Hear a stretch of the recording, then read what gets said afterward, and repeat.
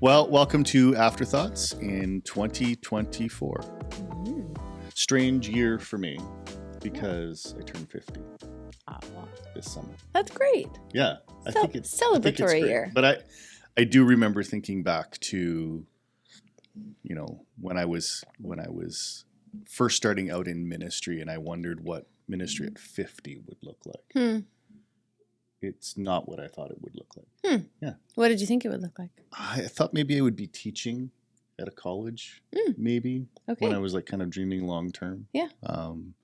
I thought maybe being a lead pastor, so that was like at least in as a thought. Yeah. But I usually quickly dismissed it because I was like, nope, I've committed to being youth ministry forever. And so, yeah, in some ways I am where I thought I would be, and in other ways I'm not where I thought I would be. So that's awesome. Yeah. I have a confession. Yep. You know how last time we talked, you said you were a bit of a, what did you call it? A disturber? Yep. I learned this morning that I am not, and I am uncomfortable with it. Even more so. I thought to myself before coming here, I was like, oh, I'm going to go grab. I saw your Ted Lasso mug in the coffee room, and I was like, he's not using his mug. I like that mug. What if I took it?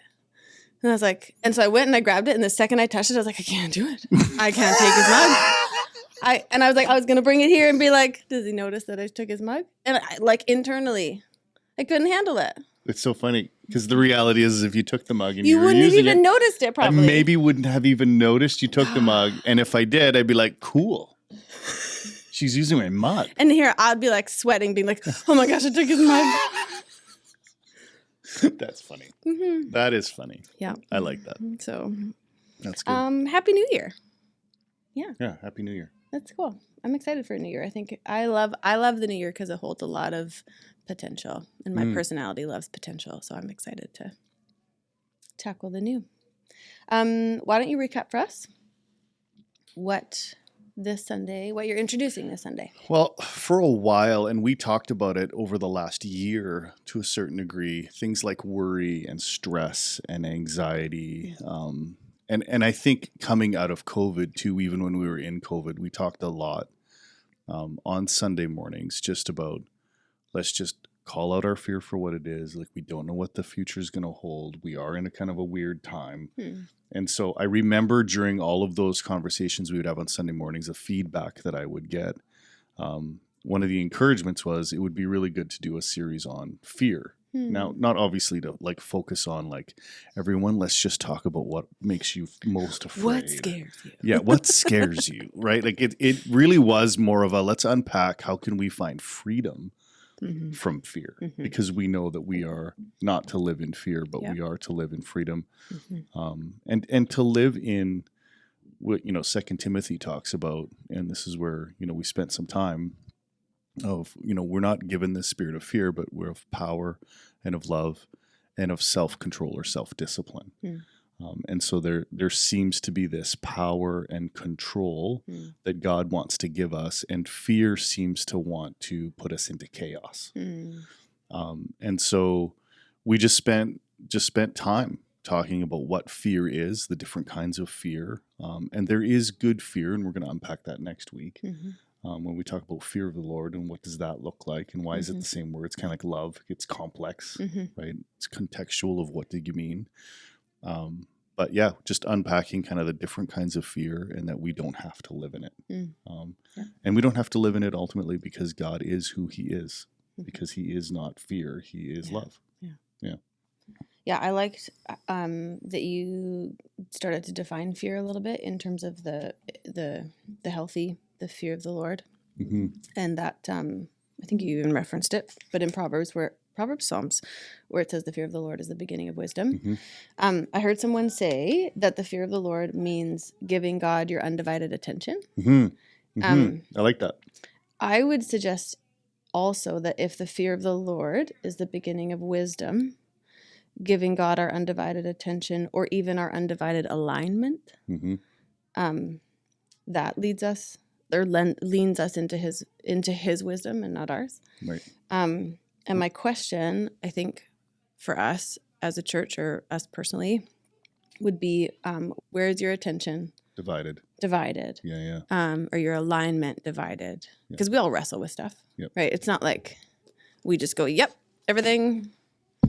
I'm comfortable with everything, every word, right? Yep. We wrestle. We feel that tension of feeling divided about lots of things or different things, and one to the next, one person to the next, different things. Yeah.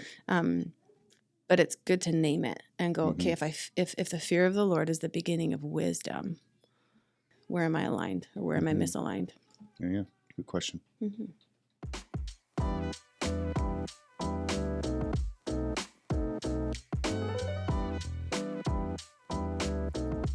You talked about Psalm 23, and you said this. You said, trusting in God's promises enable us to confront fear with faith. And with that, my brain immediately goes, trusting in God also gives us authority. That's what with faith, the faith and authority piece seem very tied in relationship to fear. And when I think of authority, I think of Psalm 91. That was a psalm that I sat in a lot in terms of processing fear, and still refer to tons. And what I love about Psalm 91 is that the word that it uses so much that almost unsettles you is surely. It says, surely he will save you.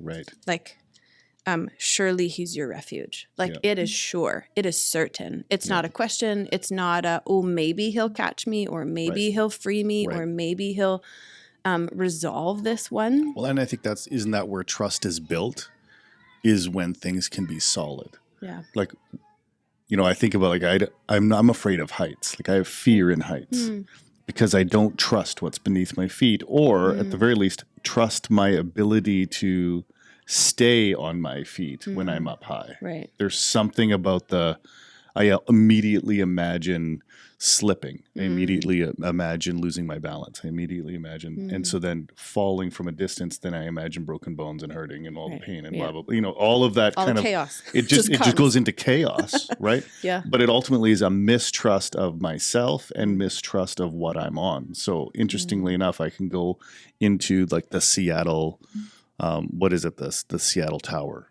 I always forget what it's called. We were there and it has a glass floor. Okay. And I can stand right on it, look down, and not feel any vertigo, not be afraid, not anything. Oh. The reason is because I can't slip off, and I completely and 100% trust the super many inches thick plexiglass floor. Because logically, I think through and go, they don't build things like this that could possibly break. Right. Now, I mean, technically, I guess it could. Sure. But I trust it. So the fear of heights that I have is overcome because I trust. And so in the same way as we look at surely the Lord will be with you. Surely he will meet you even in the chaos that you're in. And rescue you from it. And rescue you. It's not even like, you don't have to just grit it and bear it. Yeah. You don't have to just say like, I'm so afraid, so I should just muster within myself the ability to withstand it. That's right. Like, there's an authority then that he comes in with certainty that goes, no, I'm in you. Like, I give you authority over this because I have authority over it. And you as my kid have authority over it. So then my question maybe then would be, what holds you back from embodying the sure certainty that Christ in you gives you authority over the fear you feel?